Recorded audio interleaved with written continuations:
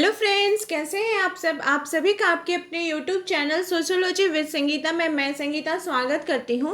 और इस चैनल के माध्यम से हम लोग सोशियोलॉजी के कम्पिटिटिव एग्जाम के प्रिपरेशन करते हैं, चाहे वो हमारा UGC net, UP PGT, Jharkhand lady supervisor या सोशियोलॉजी से रिलेटेड कोई भी कम्पिटिटिव एग्जाम हो। आपको ये सारे क्लासेस बहुत ही ज़्यादा हेल्पफुल करने वाले हैं।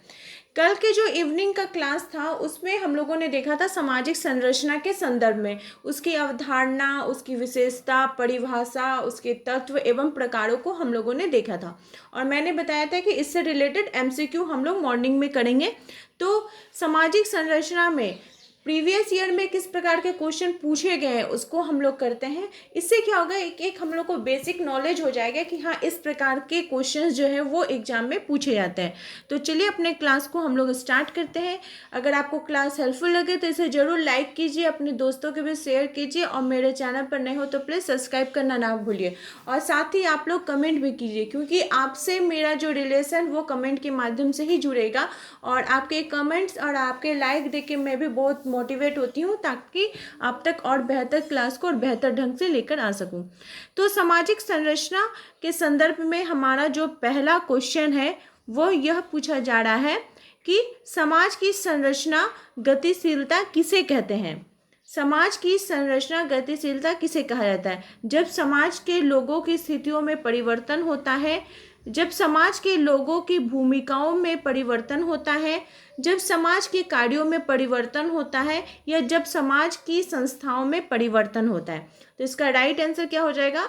जब समाज के लोगों की स्थिति में परिवर्तन होता है तो उसको क्या बोला जाता है? सामाजिक की संरचना बोला जाता है। इसको हम लोग डिटेल्स में देखते हैं। समाजशास्त्रीय अध्ययन में गतिशीलता से तात्पर्य है कि एक सामाजिक व्यवस्था में एक स्थिति से दूसरी स्थिति को पार लेने से है, जिसके फलस्वरूप इस स्तरीकृत सामाजिक व्यवस्था में गतिशील व्यक्ति का स्थान ऊंचा उठता है या नीचे चला जाता है।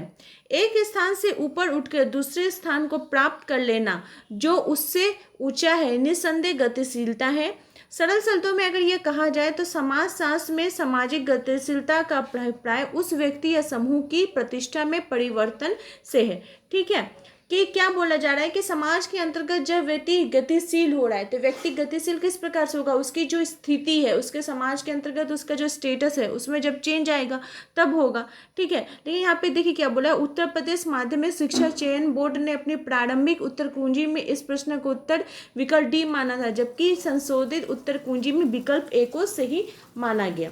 ठीक है, हमारा नेक्स्ट क्वेश्चन है कि सामाजिक संरचना यानी सोशल स्ट्रक्चर की परिभाषा अंतःक्रियारत सामाजिक शक्तियों के जाल के रूप में किसने की है? सामाजिक शक्तियों का जाल, ये परिभाषा कल मैंने आपको करवाया है, आप याद कीजिए ये परिभाषा किसका है। E.W. स्टीवर्ट ने, टॉलकट पार्सन्स ने, कार्ल मैनहीम ने, या N.M. नेडल ने?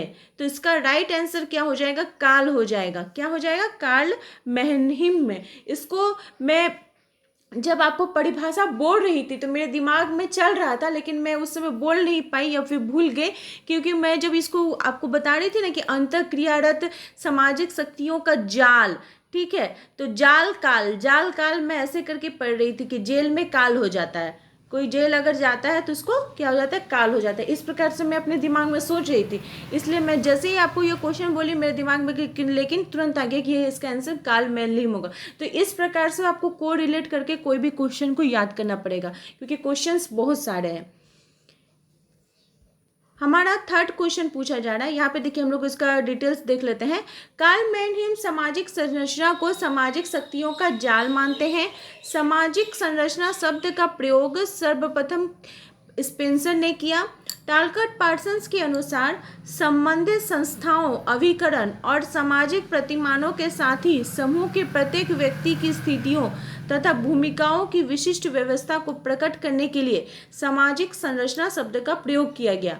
नेडल के अनुसार सामाजिक संरचना मूर्त होती है, जिसके सदस्यों के व्यवहारों को आपको यहाँ पे दो थिंकर का मैंने बताया था कि वे दो थिंकर जो है वो मूर्त मानते हैं। तो कौन कौन मानते? एक तो नेडल है, एक और कौन थे उसको आप कमेंट बॉक्स में मुझे बताइए। क्वेश्चन नंबर 3 पूछा जा रहा है कि निम्नलिखित में से कौन सा सामाजिक संरचना का पहला पहलू नहीं है। ठीक है, तो सामाजिक संरचना के पहलू कौन कौन से हो जाएंगे? प्रतिमान है, ठीक है, भूमिका एवं परिस्थिति है, संस्थाएं हैं, लेकिन भाषा जो है ये सामाजिक संरचना का पहलू नहीं है। ठीक, कैसे? इसको हम लोग डिटेल्स में देखते हैं कि जॉनसन ने सामाजिक संरचना के 4 तत्व बताए हैं। कितने तत्व बताए हैं? तो जॉनसन ने सामाजिक संरचना के 4 तत्व बताए हैं। इंपॉर्टेंट हो गया।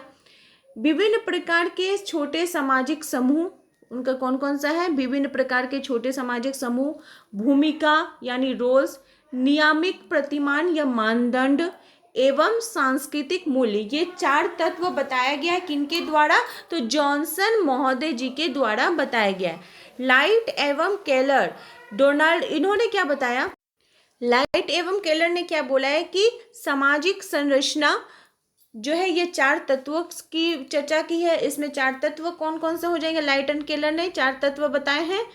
परिस्थिति यानी स्टेटस, भूमिका मतलब रोल, समूह मतलब ग्रुप, और संस्था मतलब इंस्टीट्यूशन। इन्होंने भी 4 बताए, इन्होंने भी 4 बताए। इसको अलग अलग करके आप लिख लीजिए कि उन्होंने क्या इसको क्या बताया है। क्वेश्चन नंबर 4 पूछा जा रहा है कि निम्नलिखित में से कौन सामाजिक संरचना का निर्माणकारी तत्व है? परिवार का आकार व स्वजनों की संख्या, परिस्थिति व भूमिका, आयु व लिंग अनुपात, या प्रजनन व मृत्यु दर। तो इस क्वेश्चन का राइट आंसर क्या हो जाएगा? परिस्थिति एवं भूमिका। ठीक है, इसको हम लोग पहले के क्वेश्चन में हम लोग इसका डिटेल्स में देखें। ये पीजीटी 2004 की परीक्षा में पूछी गई है। क्वेश्चन नंबर 5 पूछा जा रहा है कि टालकट पार्सन्स ने सामाजिक संरचना के कितने प्रमुख प्रकारों का वर्णन किया है? सामाजिक संरचना का कितने प्रकार बताए हैं टालकट पार्सन्स जी के द्वारा? तो वे इसके 4 प्रकार बताते हैं। टालकट पार्सन ने सामाजिक संरचना के 4 प्रमुख प्रकारों का वर्णन किया है। वे 4 प्रकार कौन कौन से हैं? सामाजिक व्यवस्था, सांस्कृतिक व्यवस्था, व्यक्तित्व व्यवस्था और जैविक व्यवस्था। सामाजिक संरचना के कितने प्रकार बताए? 4 प्रकार। किनके द्वारा बताया गया है? तो टालकट पार्सन्स जी के द्वारा। क्वेश्चन नंबर 6 पूछा जा रहा है कि निम्नलिखित में से किसका दावा है कि सामाजिक संरचना का आनुभाविक वास्तविकता से कोई भी लेना देना नहीं है? ये एक आपकी परिभाषा में दिया गया था कि आनुभाविक वास्तविकता को किसी का लेना देना कौन नहीं मानते हैं। तो ठीक है, ये क्या हो जाएगा? कीवर्ड हो जाएगा कि सामाजिक संरचना को आनुभाविक वास्तविकता से कोई लेना देना नहीं है। किनके द्वारा? लेविस्ट्रॉस, जे लेवी, रेमंड फर्थ या इवांस प्रिचार्ड। तो ये दिनों का तो नाम हम लोगों ने देखा ही नहीं था। हम लोग क्या पढ़े थे? लेविस्ट्रॉस जी के बारे में। तो लेविस्ट्रॉस जी ने सामाजिक संरचना के पीछे वास्तविकता का तर्क देते हुए उन्होंने जोर देकर कहा कि सामाजिक संरचना का अनुभवजन्य वास्तविकता से कोई लेना देना नहीं है। संरचना व्यवस्था की विशेषताओं को दर्शाती है, किंतु कई तत्वों से मिलकर बनी होती है, जिनमें कोई भी अन्य सभी तत्वों से परिवर्तनों को प्रभावित किए बिना परिवर्तन से गुजर सकती है। ठीक है, लेविस्ट्रॉस क्या बताते हैं कि समाज की जो संरचना है उसकी वास्तविकता का वो तर्क देते हुए बताते हैं, और ये एकदम मतलब वो जोर देते हुए कहते हैं कि जो समाज की संरचना है इसमें अनुभवजन्य वास्तविकता से उसका कोई भी लेना देना जो है वो नहीं है। अगर ये कीवर्ड आएगा तो किनका हो जाएगा? लेविस्ट्रॉस जी का हो जाएगा। क्वेश्चन नंबर 7 पूछा जा रहा है कि वास्तविक तथा सामान्य सामाजिक संरचना के मध्य अंतर किसने स्थापित किया था? नॉडल, दुर्खीम, मर्टन या रेडक्लिफ ब्राउन ने? तो सामाजिक संरचना के मध्य अंतर किस आधार पर? तो वास्तविक और सामान्य के आधार पर। किनके द्वारा किया गया था? तो रेडक्लिफ ब्राउन ने वास्तविक समाज संरचना एवं सामान्य सामाजिक संरचना के मध्य अंतर किया है। वे समाज में व्यक्तियों एवं समूहों में प्रचलित संबंधों को सामाजिक संरचना कहते हैं, इसलिए वे सामाजिक संरचना को मूर्त मानते हैं। जैसे देखिए, मैंने आपको बताया कि हम लोग देखते हैं व्यक्ति को, ठीक है, व्यक्ति के अंतर्गत देखते हैं, तो व्यक्ति भी क्या है? समाज के अंतर ही रह रहे हैं, तो वो तो मूर्त रूप है ना उसका।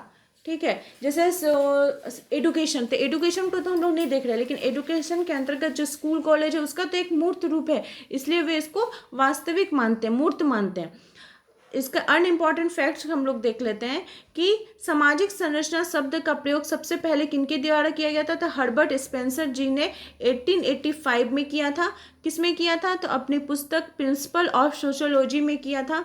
स्पेंसर सामाजिक संरचना को संस्थाओं का कुल योग मानते हैं। उसके बाद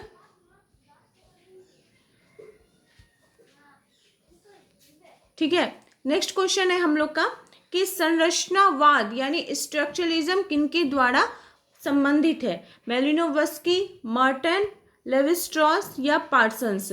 तो संरचनावाद यानी स्ट्रक्चरलिज्म ये किनके द्वारा बोला गया है? तो लेविस्ट्रॉस जी के द्वारा बोला गया है। संरचनावाद यानी स्ट्रक्चरलिज्म शब्द का प्रयोग फ्रांसीसी समाजशास्त्री एवं मानव शास्त्री, देखिए फ्रांस के समाजशास्त्री भी है और मानव शास्त्री भी है। कौन है? लेविस्ट्रॉस द्वारा विकसित सिद्धांतों और पद्धतियों के उस समूह के लिए किया गया है जिनकी रचना उन्होंने 1945-70 के बीच में की थी, 78 के बीच में की थी।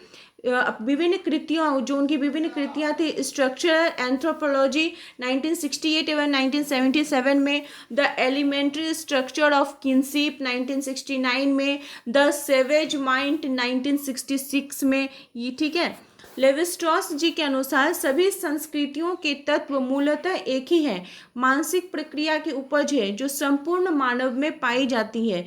यह संभव है कि सांस्कृतिक दृष्टि से बाह्य रूप से भिन्नता हो, किंतु आंतरिक संरचना में समानता होती है जो मानव चिंतन की समान संरचना को प्रकट करती है।